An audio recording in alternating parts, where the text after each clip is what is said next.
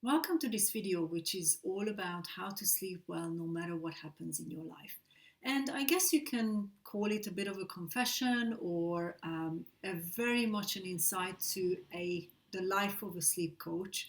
Um, and I will take you through what happened to me for the last year and a bit, not just COVID related, but other things as well. It will start making sense in a minute and really tell you a little bit about what I've been going through and why I haven't actually posted many videos on this YouTube channel.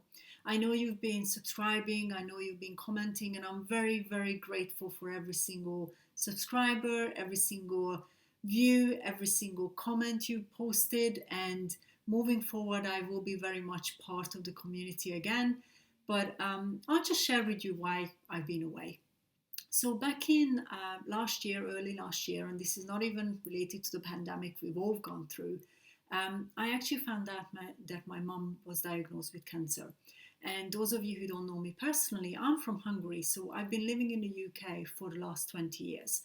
And you know, if you've got family living abroad, you know that it's actually quite often difficult to maintain that level of closeness you have with your family. So over the years, obviously, I always go back and visit, and I, cherish my family a lot. But unfortunately, my mom hasn't actually told anyone about her struggles, and it came as a surprise to all of us. And it came as a shock because, of course, even though I was speaking to my mom pretty much every single week, I kind of really didn't have any idea what she was going through. So if you are going through something significant like that, please share it with other people. And this is one of the things that I wanted to say in terms of this how to sleep well no matter what happens in your life. If you don't share your struggles with other people are not able to support you through whatever you're going through. And so throughout that time, I actually spent quite a significant time back in Hungary. And as you can imagine, emotionally it's quite difficult to even think about what may happen. There's lots of different changes. There's lots of different versions of events that could or could not unfold. And subsequently, my mom has actually passed away late last year. And it was quite an emotional time. And I still get quite emotional when it comes to sort of looking back at the last number of months, because losing someone is not an easy thing to do. And if you've gone through something like that and gone through grief, I know how you feel. I have definitely gone through it. And in terms of sleep, it actually taught me a lot of different things.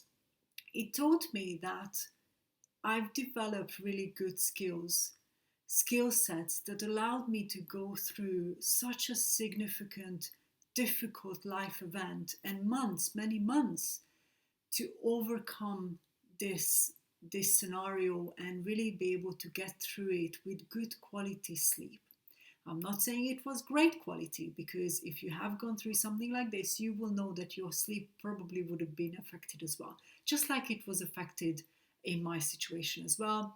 I would wake up in the middle of the night crying because maybe I had a dream that, reflected back on some of the memories I had, or on the day of my mom's funeral, for example, I was going through so many different emotions. And again, if you're familiar with grief, you know that emotions are a big part of it. There is lots of different emotions that came out throughout this entire process.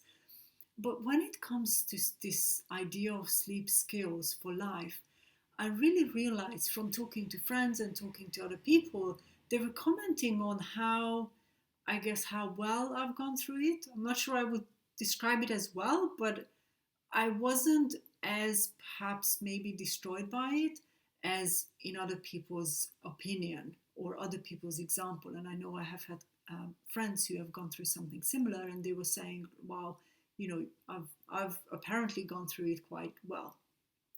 And when I kind of had time to reflect back on it, I think one of the biggest things I've seen is that I was able to maintain good quality sleep. And I don't think I can tell you how much that meant for me, because I was able to function really well during the day. I was able to function and give myself the permission to go through days when I had all of those emotions come up, go through days when I really missed certain things or memories came up. And you would have experienced these things if you've gone through any of these kind of really significant losses in your life.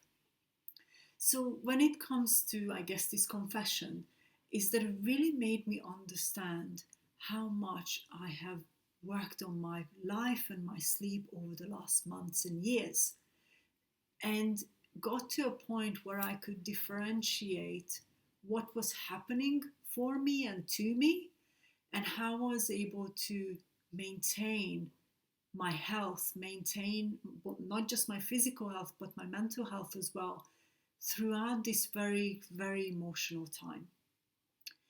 And back in earlier this year, in 2021, when I actually started working again with clients and started delivering workshops again, I really brought that into this big picture of sleep that I now look at, and really looking at sleep skills for life.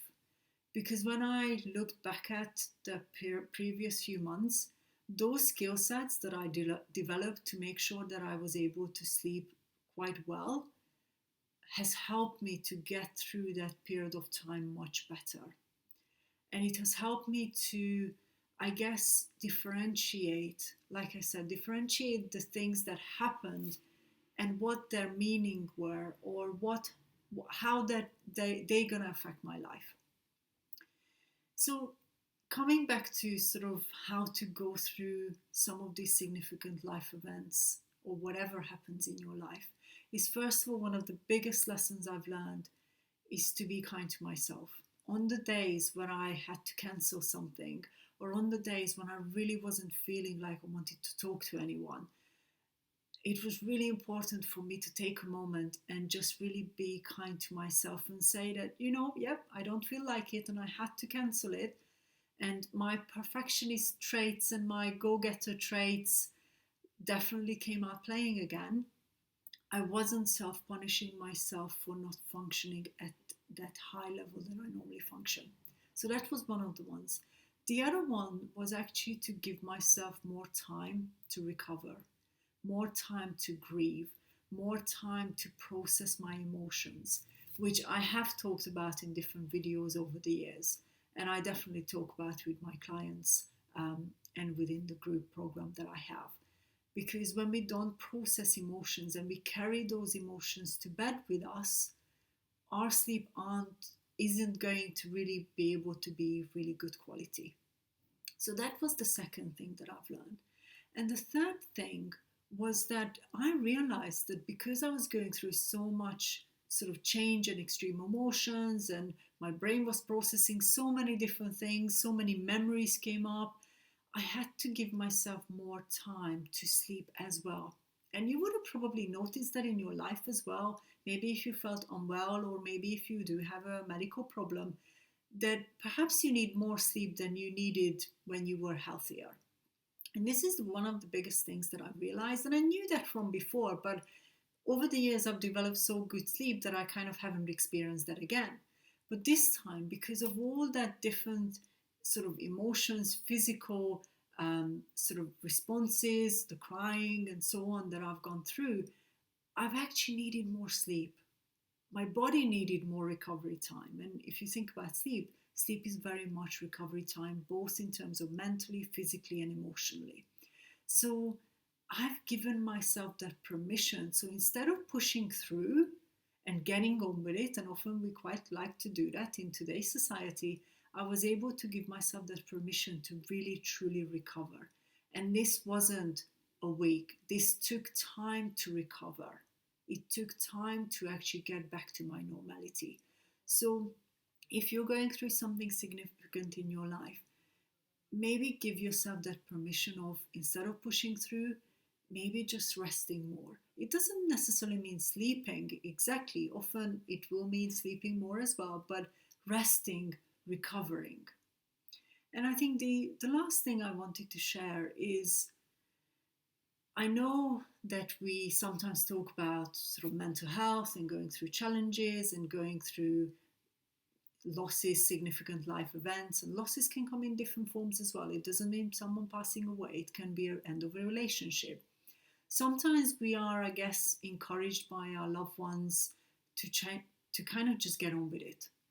and move forward, maybe even snap out of it. And these are some of the things that I kind of heard from my circle of loved ones as well, not just family, but friends as well. But I think it's really lovely for all our loved ones to support us through this. But I think the other thing I found that I needed professional help, because my friends and my loved ones were supporting me through their eyes, through their experiences. And if some of those people have not gone through what you have gone through, then they might not be able to support you in an appropriate way, in a way that can help you to really do the work that's necessary to actually come out of this period that you might be going through.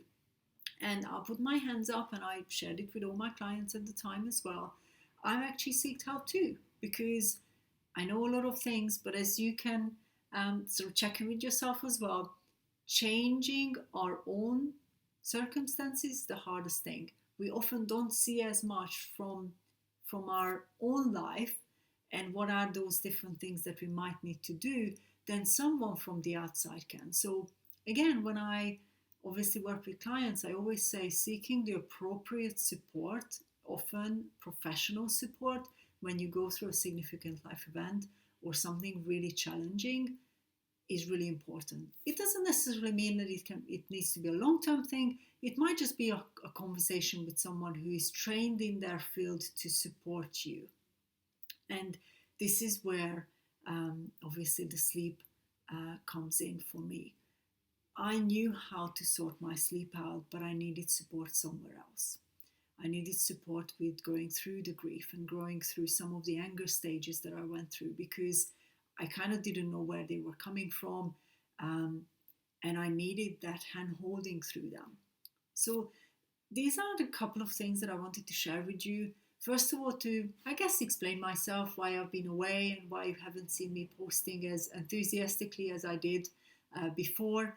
But also, I think, to share with you that I know how it feels to go through some of these things. Often when you meet someone who's practiced in their field or a professional, sometimes it can sound like that, they have a perfect life and nothing ever happens to them. But I think we all have things happen to us. We all have different things in our life that challenges us or makes us upset, or, relationship changes and so on. But when we can be honest about it and when we can talk about them, we can actually support each other better. And I think this is where my support group has really come in and helped me through this entire months of challenging times. And I'm very grateful for all my friends and my support group that I have, because I don't think without them I could have been able to go through this as well as I have gone through it. And I think we all need support sometimes. So again, thank you for watching this video. Any questions you have, obviously feel free to ask. I'm quite a private person, so this was quite a big thing to share, but I wanted to share it because I think it really has made me realize how important that work on ourselves is, and acknowledging where we're at and sharing with others, not for the sake of sharing, but sharing so that we can help other people to open up as well. And I think certainly throughout my work, both my client work and the workshops I've done since, I was able to be much more honest with myself as well as with other people. Not be as closed, as introverted as I normally are, but much more sort of open to sharing those things that I've gone through so that it can help other people as well. So thank you for watching this video.